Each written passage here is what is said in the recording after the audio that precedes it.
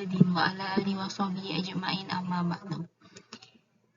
Yang terhormat Bapak Dr. Haji Agus Mulyono SPD MKes selaku dosen pengampu mata kuliah studi peradaban Islam, dan tak lupa teman-teman semua yang berbahagia. Di sini saya Malia Anjani akan mempresentasikan mengenai biografi tokoh Al-Ghafiqi.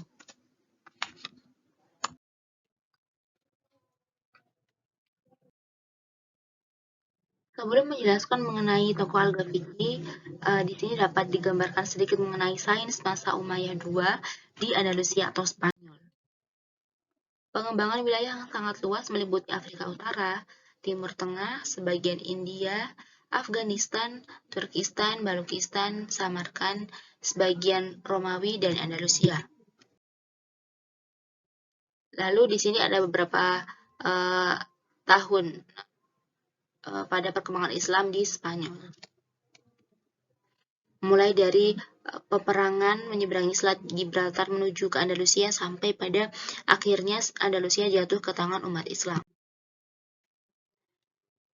Prestasi-prestasi umat Islam di Spanyol ini dapat dilihat seperti memperlakukan umat Kristiani dan Yahudi dengan bijak dan adil, memperbaiki dan memajukan perdagangan atau pertanian, mengembangkan seni rupa, membuat kontribusi yang sangat besar terhadap ilmu pengetahuan. Islam juga menjadi guru bagi Eropa,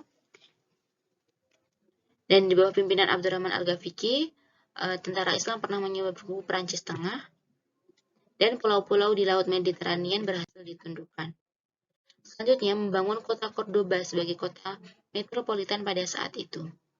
Dan masyarakat Cordoba sangat menghormati Al-Ghafiqi. Hingga kini, nama Al-Ghafiqi terukir di rumah sakit di Cordoba, yang dipakai sebagai cara untuk mengenang jasa-jasa ilmuwan tersebut. Nah, di sini pada topik utama yaitu mengenai tokoh Al-Ghafiqi, mulai dari biografi tokohnya dan karya-karyanya. Al-Ghafiqi merupakan terkenal sebagai dokter mata atau oftalmologi dari Spanyol di abad ke-12 dan juga ahli botani yang brilian. Nama lengkap beliau adalah Abu Ja'far Muhammad Ibnu Qasim Ibnu Aslam Al-Ghafiqi. Beliau wafat pada tahun 1965 Masehi. Dia seorang ahli obat-obatan yang berasal dari Spanyol atau Andalusia. Dengan cara beliau mengumpulkan dan mengkaji berbagai jenis tumbuhan yang diperoleh dari wilayah Spanyol dan Afrika. Beliau menggambarkan secara akurat jenis-jenis tumbuhan koleksinya tersebut. Nah, di sini dapat dijelaskan secara singkat sejarah mengenai tokoh Al-Ghafiqi. Mulai dari ketika Umar bin Abdul Aziz baru dilantik sebagai khalifah, beliau mengadakan pergantian para gubernur dan pejabat secara besar-besaran. Nah, di sini Asama menawarkan kepada Al-Ghafiqi agar sudi berkenan membantunya dalam jajaran pemerintahan. Hanya saja tabi'in saat itu menolaknya. Kemudian Islam sudah masuk di ambang pintu, namun saat itu Raja Octania mencari bantuan kepada raja-raja Eropa dan memprovokasi mereka. Hasilnya tak satu negeri pun melainkan mengirimkan pasukannya, dan jumlah pasukan begitu besar. Namun Asama tadi tetap berada di baris terdepan hingga akhirnya sebuah anak panah mengenai dirinya. Begitu mengetahui panglimanya gugur, lalu goncanglah pasukan Islam dan hampir saja porak-poranda. Namun untungnya tampil seorang sosok yang cerdas dan selama ini disegani di Eropa, yaitu Abdurrahman Al-Ghafiqi. Di bawah komando panglima baru tersebut, pasukan Islam mundur dan bertekad akan menebus kesalahannya atau kekalahannya.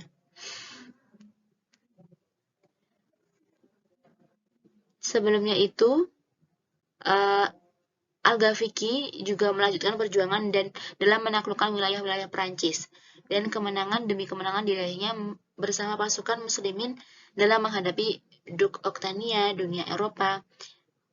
Dan Al-Ghafiqi dalam waktu beberapa bulan saja sudah dapat menaklukkan daerah-daerah Perancis. Hingga akhirnya pada akhir Sya'ban 104 Hijriah, pasukan Abdurrahman Al-Ghafiqi dan Karl Martel bertemu di kota Poitiers. Perang dahsyat ini ternyata dalam sejarah dan dikenal sebagai Balad Syuhada. karena banyaknya prajurit Islam yang syahid. Kemudian, saat peperangan terjadi, bayang-bayang kemenangan pun sudah di depan mata. Sekelompok prajurit Barat menyerang gudang penyimpanan ghanimah dan menguasainya. Melihat hal itu, pasukan Islam mulai goyah. Sebagian pasukan memilih mundur dan untuk menyelamatkan harta mereka. Saat itulah Abdurrahman Al-Ghafiqi berusaha keras mencegah pasukannya mundur. Begitulah semuanya telah menjadi sunatullah terhadap hambanya. Tak ada kuasa merubah ataupun menggantinya. Peristiwa kekalahan pasukan Islam di Balat Syuhada ini laksana ulangan tragedi Uhud yang memilukan.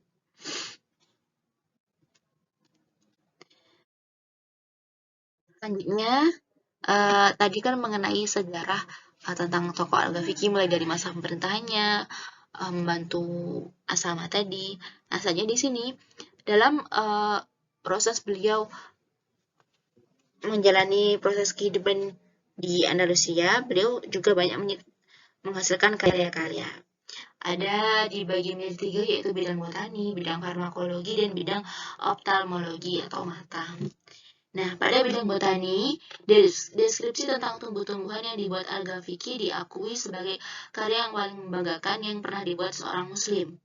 Dia memberi nama setiap tanaman dalam 3 bahasa, yaitu Arab, Latin, dan Barbar.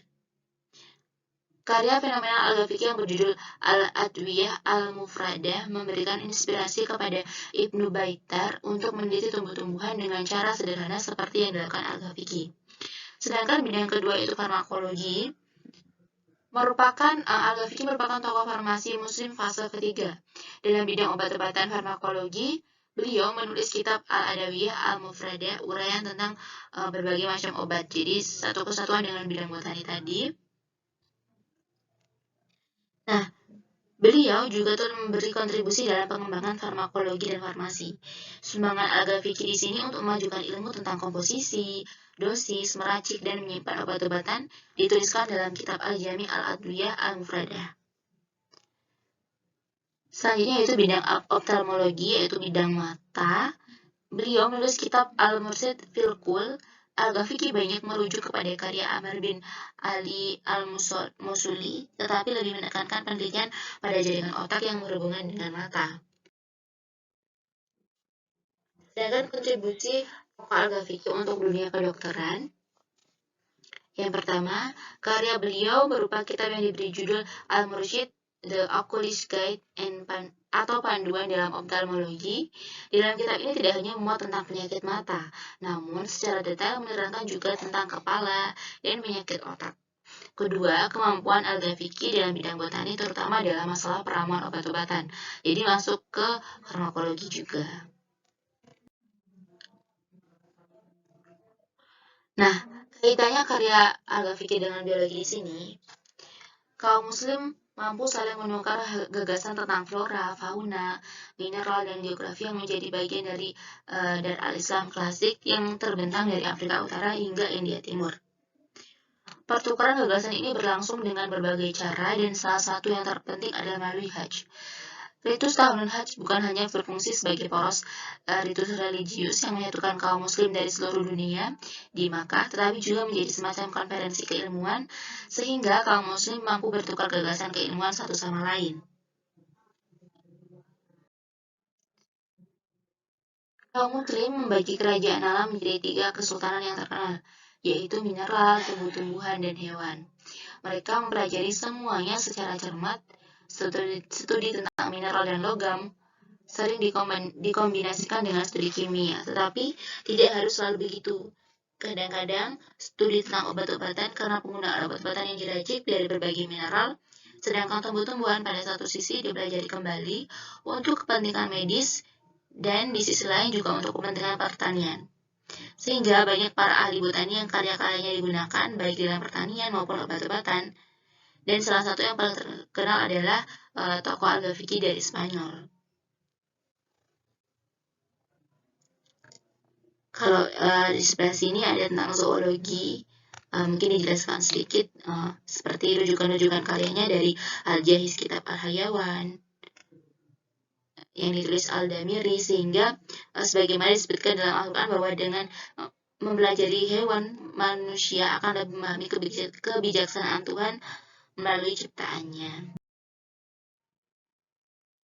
Selanjutnya, pengembangan ilmu kedokteran Islam selama ini pun tidak terpisahkan dari pengembangan farmakologi yang biasanya dikaji oleh orang-orang tersebut. Nah, atas dana Dioscorides dan pengetahuan farmakologikal bangsa Iran dan India, ilmuwan Muslim membangun farmakopoeia yang merefleksikan pengetahuan yang ekstensif tentang obat-obatan mineral dan herbal.